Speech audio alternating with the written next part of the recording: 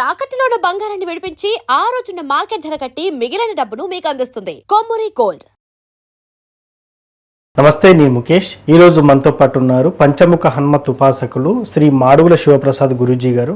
ముఖ్యంగా జూలై నెలలో ద్వాదశ రాశుల వారికి ఎలా ఉండబోతున్నాయి, మేష నుంచి మీనం వరకు ఎలాంటి ఫలితాలు ఉండబోతున్నాయి అనే విషయాన్ని అడిగి తెలుసుకుందాం. గురువు గారు నమస్కారం. ఆశీర్వచనం. ధనుస్సు రాశి వారికి జూలై నెలలో ఎలా ఉండబోతుందంటారు? ధనుస్సు రాశి వారికి ఈ జూలై మాసం మాత్రము కొంచెం మిశ్రమ ఫలితాలు గోచరిస్తూ ఉన్నాయి. కొంచెం జాగ్రత్తలు తీసుకోవాల్సినటువంటి అవసరము ఉన్నది.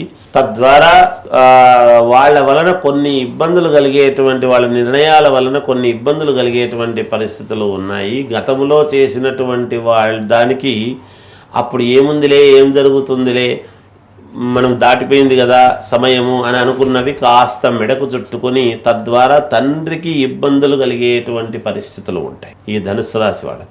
వీళ్ళు తీసుకునేటువంటి నిర్ణయాలు, ధనుర్ లగ్నము ధనుర్ రాశి అనేటువంటి వాళ్ళది ఇంకా కొంచెం ఇబ్బందుల్లో, వీళ్ళ నిర్ణయాల వలన కొన్ని ఎప్పుడో ఒక 5 సంవత్సరాల నుండి యోగము ఉండేటువంటిది ఒక 5 ఏళ్ళు ఎనికి పోయేటువంటి పరిస్థితులు గోచరిస్తూ ఉన్నాయి.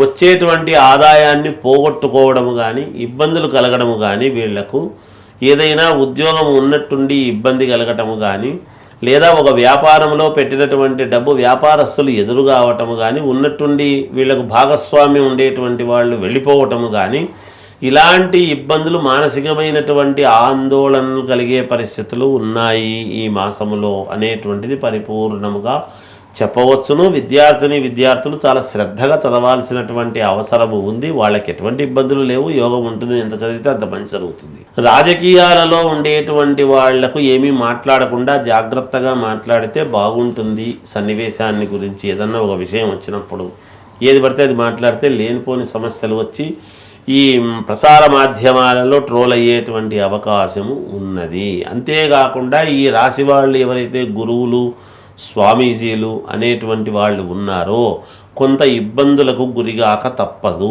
ఏదో ప్రసార మాధ్యమాలలో ఇబ్బందులు కలిగేటువంటి ఇది ఉంటుంది అనేటువంటిది తెలుస్తూ ఉన్నది. అందువలన కొంచెం ఇబ్బందులు అనేటువంటి తప్పవు వీళ్లకు. వాళ్ళకు సంబంధించినటువంటి వ్యక్తిగతమైనటువంటి జాతకాలను చూసుకొని పరిహారాలు చేసుకుంటే యోగదాయకముగా ఉంటుంది. సో అంటే నోటికి ఏది వస్తుంది చెప్పొద్దని మీరు డైరెక్ట్గా చెప్తున్నారన్నట్ట ఎట్లా? అంటే ఏది నోటికి వస్తే చెప్పడం అనేటువంటిది కాదు. జాగ్రత్తగా ఆలోచనలు చేసి ఏది మాట్లాడితే ఇక్కడ ఎట్లా, ఏమి సమయము, సందర్భము, సమయానుకూలత, సమయోచితంగా మాట్లాడేటువంటి అవసరము, పని కూడా అంతే. అక్కడ ఆ పని చేయడం వలన ఏమిటి అనేది చూసుకొని చేయాల్సిన అవసరాలు ఏర్పడతాయి వీళ్ళు. ఎస్, ముఖ్యంగా ధనుసు రాశి వారికి ఎలా ఉండబోతుందో చాలా చక్కగా చెప్పి, ముఖ్యంగా ద్వాదశ రాశుల వారు ఏ పరిహారం చేసుకుంటే ఇంకా మెరుగైన ఫలితాలు పొందుతారు, అదేవిధంగా కొంత నష్టంగా కొన్ని రాశుల వారికి ఉన్నటువంటిగా మనకు కనిపిస్తూ ఉంది. వారు ఏ పరిహారం చేసుకుంటే ఇంకా ఎలాంటి లోటుపాట్లు లేకుండా ఉండొచ్చు అంటారు? మామూలుగా ఈ జూన్ నెలలో ఏ రాశి వాళ్ళైనా ఎవరైనా మనకు మేలు జరగాలి అనేటువంటి కోరికలు ఉంటాయి, సహజం కదా. ఈ రాసులు అన్నీ కూడా మొత్తం 12 రాసుల వాళ్లకు కూడా ఈ ఒక్క రాశి, ఈ రాశి కాదు, ఈ రాశి కాదు అనేటువంటిది కాకుండా బాగున్న రాసులైనా, ఒకవేళ కొంచెం అటు ఇటు ఉన్న రాసులైనా, పూర్తిగా బాగలేని రాసులైనా, ఎవరైనా సరే సహజంగా ఏదో ఒక ఇది అయితే కావాలి కదా వాళ్ళకు జీవితంలో ముందుకు వెళ్ళటానికి.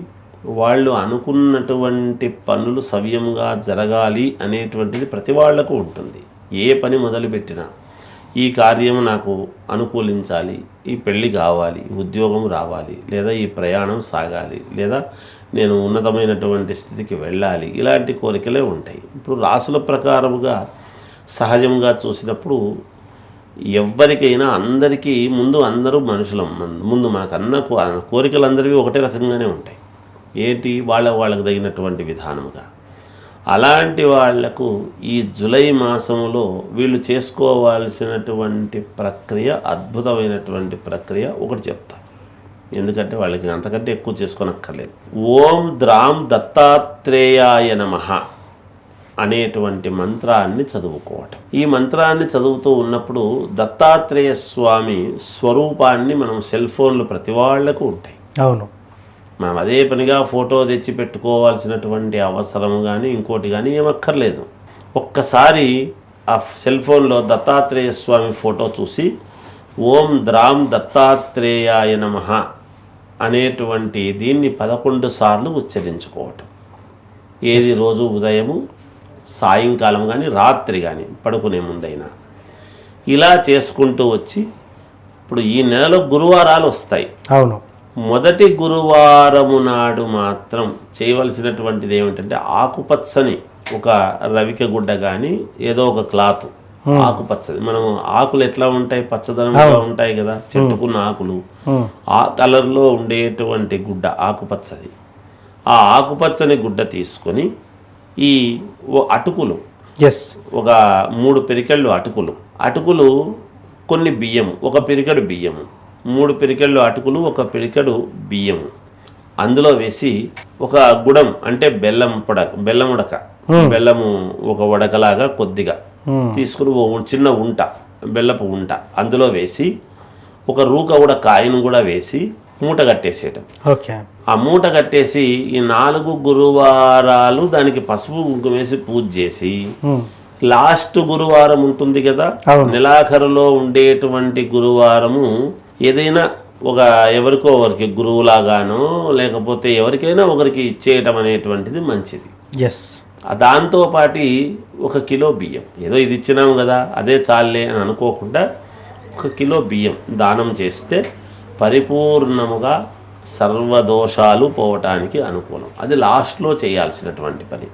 లేదు మొదటి వారమే చేస్తాము అని అనుకుంటే ఈ 3-4 వారాలు ఇది చెయ్యాలి కదా, ఆ మూటకు ఒక పసుపు కుంకుమ అనేది వేయాలి. వేసి అప్పుడు చేస్తే దాని యొక్క మేలు సంపూర్ణం జరుగుతుంది. ఆ మూటకు వేస్తూ ఉండేటువంటి దాని వలన పరిహారం కొంత పోతూ వస్తుంది. చివరిలో పూర్తిగా పోవటం అనేది జరుగుతుంది. అన్ని పనులు జరుగుతాయి, అనుకున్న పనులు నెరవేరుతాయి గాక. ఇది దాని యొక్క సారాంశం. మొత్తానికి ద్వాదశ రాశుల వారు ఏ పరిహారం చేసుకుంటే బాగుంటుందని చాలా చక్కగా చెప్పారు సార్. ధన్యవాదాలు. జయోస్తు.